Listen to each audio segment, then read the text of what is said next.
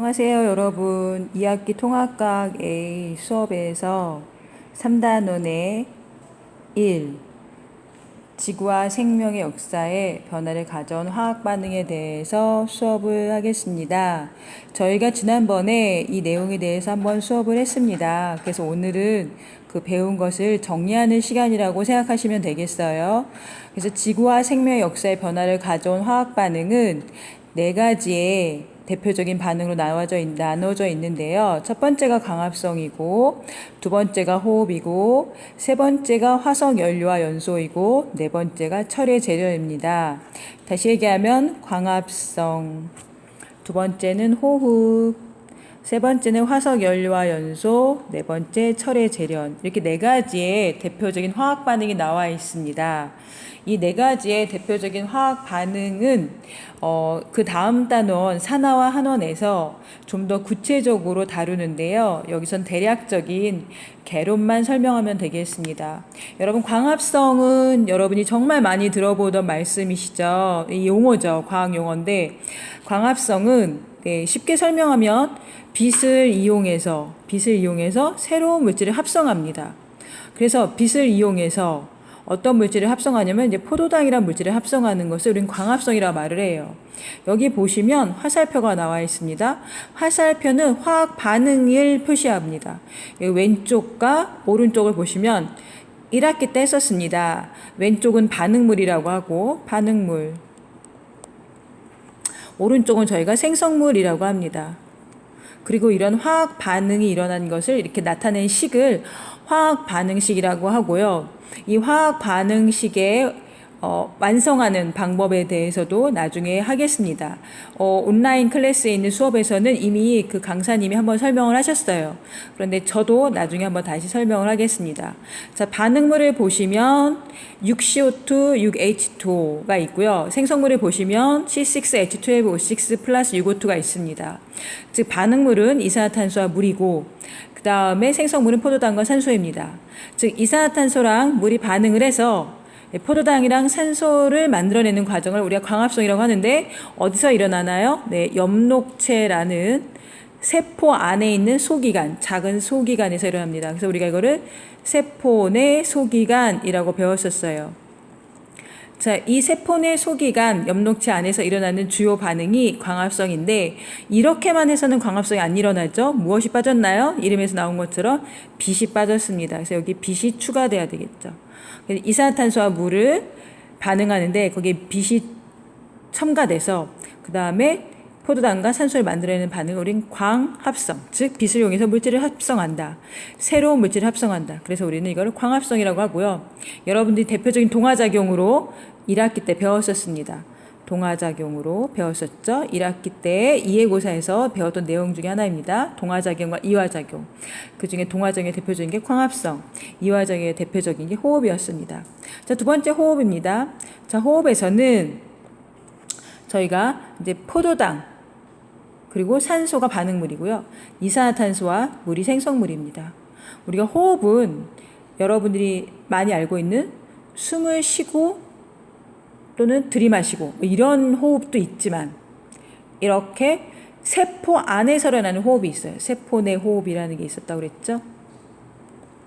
세포 안에서 일어나는 호흡은 우리가 숨을 쉬고 숨을 내쉬는 것처럼 숨을 쉬고 내쉴 때, 들이마시고 내쉴 때, 들이마실 때 산소를 들이마시고 내놓을 때 CO2를 내놓는 것처럼 우리가 코에서 또는 폐에서 그랬던 것처럼 세포도 산소를 흡수하고 이산화탄소를 내놓는 과정이 있어요. 그것을 우리는 세포 내 호흡이라고 합니다. 그래서 세포 내 호흡은 목적이 있다고 그랬습니다. 뭘 만들어내기 위한 거라고 했죠? 네, 에너지를 만들어내는 게 목적이라고 했었습니다. 그래서 이 세포 내 호흡의 반응식이, 화학 반응식이 포도당과 산소가 반응을 하고 그다음 이산화탄소와 물을 만들어내는 겁니다. 이산화탄소와 물이 만들어지는 이 과정, 네, 이게 호흡 반응식인데 물론 여러분들이 이 앞에 있는 육이나 왜 육이 될까 이런 건 아직 안 배웠어요. 나중에 배울 겁니다. 단지 이런 것을 우리가 포도당이라고 부르는구나. C6H12O6. O2는 산소, CO2는 이산화탄소, H2는 물. 이 정도의 화학식 정도는 알아둬야겠죠. 네. 이런 화학식 또는 분자식 정도는 알아두시면 좋을 것 같습니다. 세 번째는 화석 연료와 연소입니다. 화석 연료와 연소에서 화석 연료는 주로 뭐로 이루어졌죠, 여러분? 탄소와 수소로 이루어져 있습니다. 연소라고 한다는 것은 무슨 뜻이었냐면 산소와 반응을 하는 거예요. 산소와 반응을 하는데 세포 안에서 일어나는 그 산소하고 반응이 세포 안에서 일어나는 걸 우리가 호흡이라고 했었고, 물질 대사죠. 주로 이제 세포 밖에서 일어나는 연소. 이거를 이제 우리가 오늘 화석 연료와 연소로 설명을 하고 있습니다. 얘네들도 뭘 만들어내는 거죠, 여러분? 네, 당연히 에너지를 만들어내고 있습니다. 예, 지난 1학기에 이해고사 시험 범위 중에 하나 있는데 기억 안 나시겠죠? 예, 기억이 나면 17세가 아닌 것 같아요. 네, 뭐 아무튼 이해하고. 화석 연료는 C하고 H로 주로 이루어졌습니다. 여기 저는 예로 메테인이라는 걸 하나 넣었어요. 근데 메테인만 화석 연료가 되는 건 아니고요. 수소랑 탄소가 들어가 있는 것을 우리는 화석 연료라고 말을 합니다. 자, 이 메테인이 연소니까 누구랑 만나야 되죠? 예, 산소랑 만났어요. 그럼 뭐가 나옵니까? 이산화탄소하고 물이 나올 수밖에 없어요. 왜 그러냐? 자, 메테인을 구성하는 원소가 보면은 탄소랑 수소예요.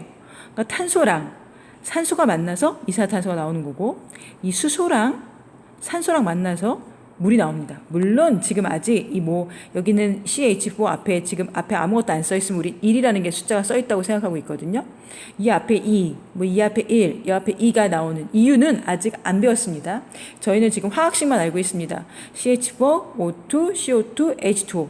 근데 화살표 왼쪽과 화살표 오른쪽에 나중에 원소의 종류와 개수를 맞추는 화학 반응식을 하다 보면 이런 화학 반응식이 나오는 이유를 알지만 지금은 화석 연료를 연소한다는 것은 이런 메테인과 산소와 만나서 이산화탄소와 물을 만들어내는 것, 즉 반응물이 앞에 쪽 거, 생성물이 뒤에 쪽 거라는 것을 배우는 시간입니다.